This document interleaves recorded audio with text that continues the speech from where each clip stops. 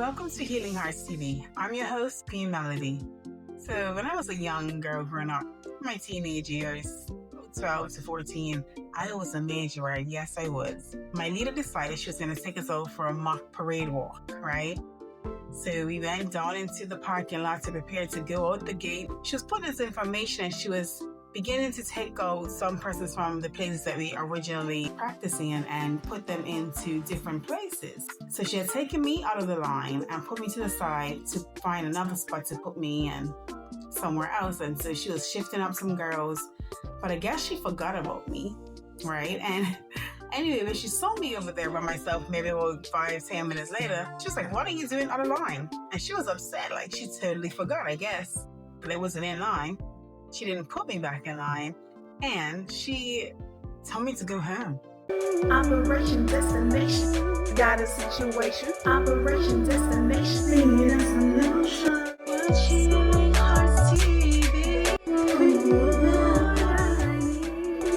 Operation Destination, got a situation. And she told me to go home because I wasn't in line.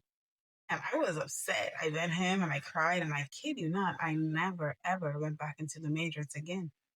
I was just like, this lady's crazy. Has there ever been a time where God spoke to you and told you to do something, but he didn't give you the precise timing, but you knew you had everything because all you needed was all you had?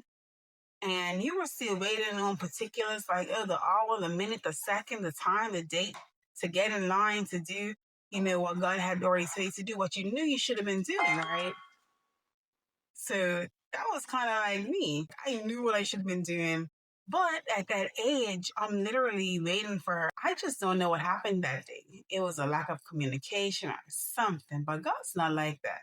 God communicates. If he's told you to do something, you should just do it, right? Don't wait looking in the clouds, waiting for, another word. So it reminded me of a story in Acts 1. When Jesus had died, he had risen from the dead. He had spent 40 days on and off with the disciples. So on the last day, there's about 500 persons that witnessed Jesus' ascension into heaven. In the word, it says that the disciples stood up there watching him. They stood trying to see him get into heaven, and until he was gone, they were still there looking.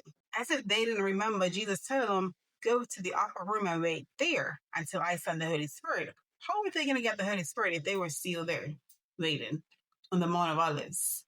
The Mount of Olives had already passed. That season was gone. They needed to get in that upper room. This is Acts 1, verse 9. It says, "After saying this, he was taken up into a cloud while they were watching, and they could no longer see him. As they strained to see him rising into heaven, 2 white-robed men suddenly stood among them. 'Men of Galilee,' they said, 'why are you still standing here staring into heaven? Jesus has been taken from you into heaven, but someday he will return from heaven in the same way you saw him go.' So the apostles returned to Jerusalem from the Mount of Olives, a distance of half a mile.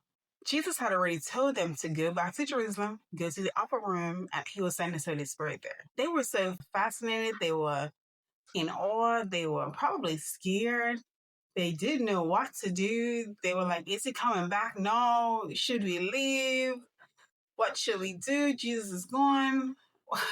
What's going to happen? They had so much thoughts in their head. This is like me when I was a little girl, standing out there waiting for this lady to put me back into formation, back into line where I was supposed to go, right? And they're there just looking up. And the next chapter, you see them in the upper room, and then the Holy Spirit descended on them like tongues of fire. And it was a wonderful thing. And they began their ministry. I had my uniform, I had everything. But guess what? I was out of line. I was not information. So I was not doing what I was expected to do. Expectation of Jesus. When he left, he didn't say, okay, now you can go when you see me going in the clouds and the clouds are closed up and you no longer see my toes anymore, then you can go to Jerusalem. No, he gave them an instruction beforehand. So when God gives us instructions and tells us, I need you to do this, it doesn't take 20 more confirmations. We don't need to be putting out fleece like Gideon, to see if the fleece is going to remain dry or the fleece is going to have dew and the ground's going to be dry and vice versa. And we just need to get on with it. We just need to know the voice of God. Yes, of course, I'm not saying don't ask for no confirmations, but ask for confirmation. And then make sure that you do it. If you can't do everything, at least prepare. Preparation is faith in action. You may not have everything. You may not even be in the location that God said He needs you to be. But from you know that this is what God wants you to do, you should do everything that you can to prepare. So Jerusalem was about a half a mile from the Mount of Olives. Well, before they got into the upper room in Jerusalem, they had to go and walk for half a mile from the Mount of Olives. What is the journey along the way? The preparation time, the process that you need to take. Maybe you need to start writing things down. Maybe you need to make a business plan. Maybe you need to write the book. At least start. Maybe you need to go online and find a course. Go and research. At least do something. Don't just stand there like I stood there or like the disciples stood there staring in the clouds, waiting for the next instruction. Make preparations. Find out how you can be successful in the area that God has called you to.